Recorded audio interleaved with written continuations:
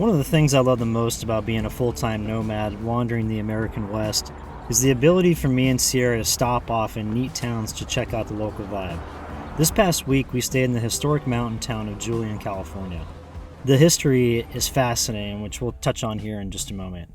Julian is located at an elevation of 4,200 feet in the mountains east of San Diego. This is one of only a few areas in Southern California to consistently receive snow in the winter months with an annual snowfall of 24 inches. Julian is an official California historic landmark, and many of the town's structures are on the National Historic Register.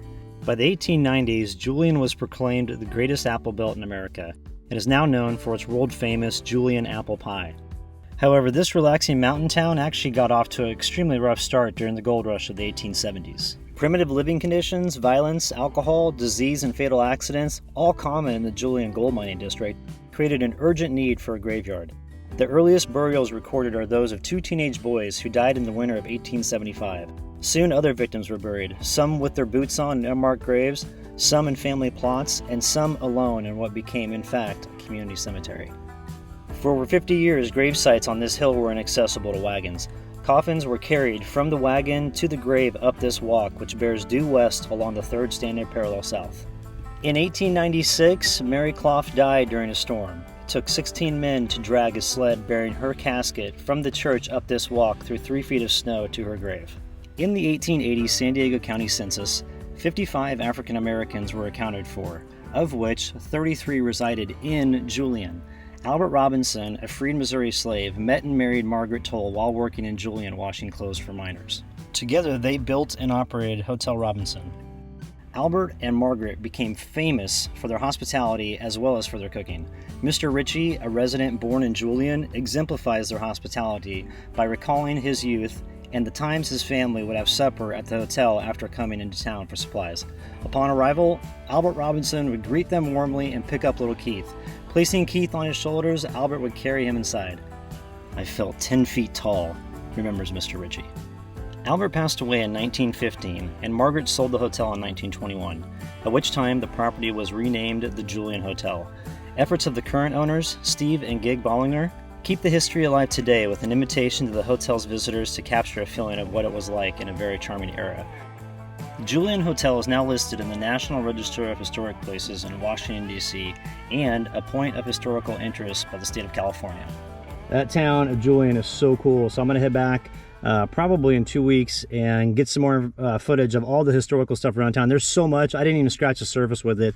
I just basically started at the cemetery, and which is what I always do in those pioneer towns or those gold rush towns, and kind of see what the history is there and then branch out. And there's so much. So, I mean, I could probably spend 2 or 3 weeks there filming every day, and I wouldn't capture everything. And it's amazing. The town's only 1,500 people, so it's not big at all. So definitely check it out. It's a cool place. I love it there. So expect more footage to come from there once I get a chance to head back. So probably like 2 or 3 weeks from now.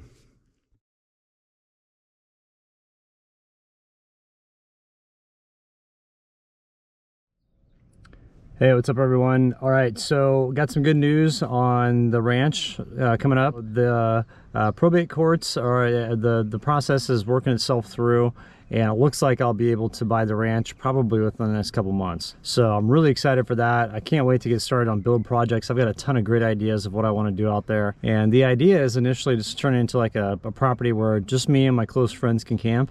And then eventually I'll put some stuff on there like some living structures, but the first order of business is just getting some roads cut through the area and getting some campsites figured out. And then from there, after that, I'm going to put in the sauna and then the hot tub. Both will be wood fired.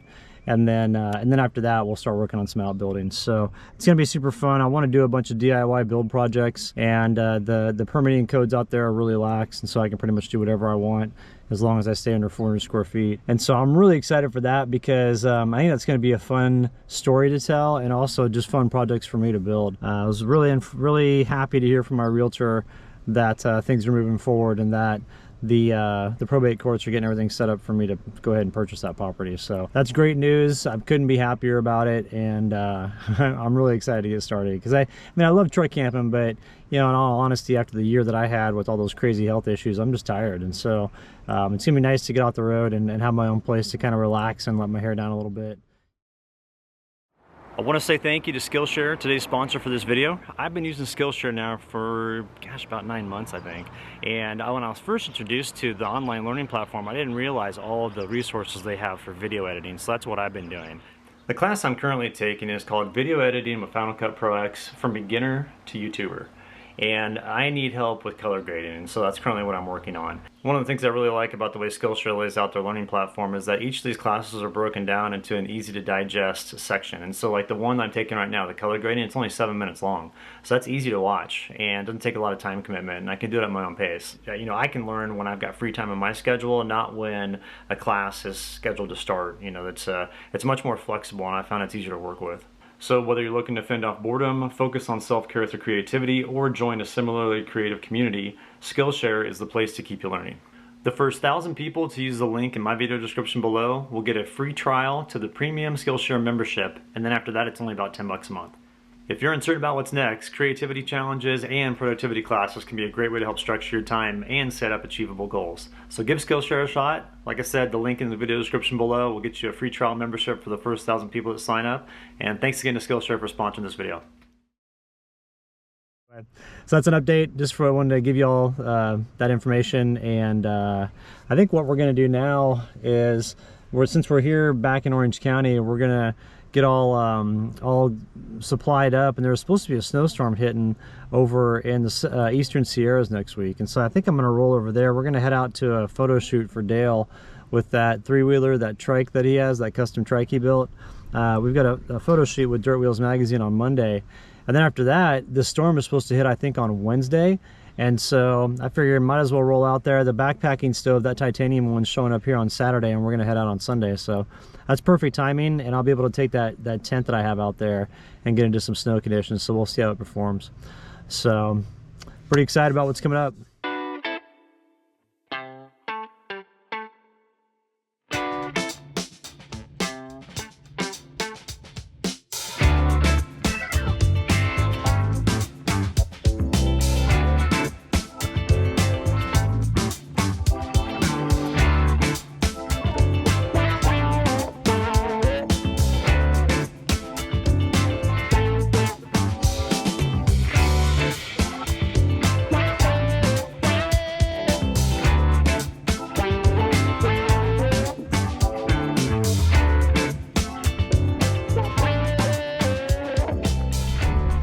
I wanted to get Sierra on a hike before we got in the truck. We got about another, I think, about like an hour and a half of driving. We're gonna go meet up with some friends this afternoon and go ride ATCs all weekend, which would be fun.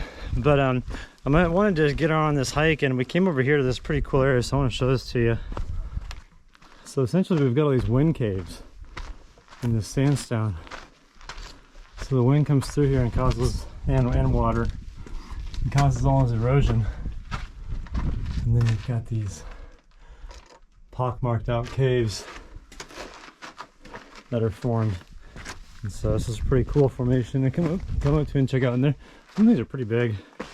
And the inscriptions in here, I mean, like, you know, people come in and they write them, but it's nothing that's super old, just because with it being sandstone, it would weather pretty fast. One heck of a view though, look at this. That is impressive looking out there. And hitting those canyons earlier today with the truck, that was a lot of fun. Vehicle. Name of the game now is just go back to the vehicle, and let's go over here and check this one out. It's pretty cool. I love how it's just like forces of nature make this stuff. It looks awesome. This is pretty big in here. Oh, this goes through too.